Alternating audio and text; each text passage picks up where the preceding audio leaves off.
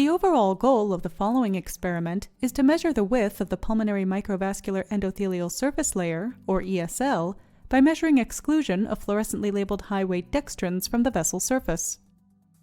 This is achieved by first performing intravital DIC microscopy to identify the endothelial cell membranes of subpleural microvessels within a moving mouse lung. Next, the mice are injected with a high molecular weight fluorescently labeled dextrin, which is excluded from the vessel wall by the otherwise invisible endothelial surface layer.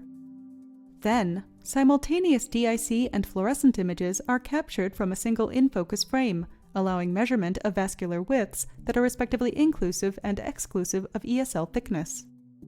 The difference between the DIC and fluorescent vascular widths is used to deduce the thickness of the subpleural microvascular ESL.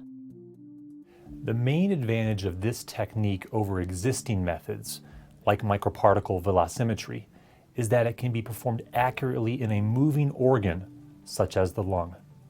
Demonstrating this procedure will be Dr. Yimu Yang, a senior research associate from my laboratory.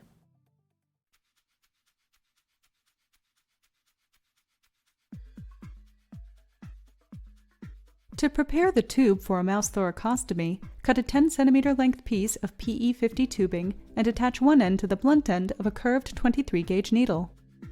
Using a 30 gauge needle, repeatedly puncture the distal end of the tubing, creating side ports to facilitate effective aspiration of the intrathoracic air. With a 4/0 silk suture, separate the fenestrated portion from the rest of the tube by making several circumferential loops that will serve as a stopper and will anchor the fenestrated portion within the chest cavity. Prepare a chest wall window by cutting transparent polyvinylidene membrane into an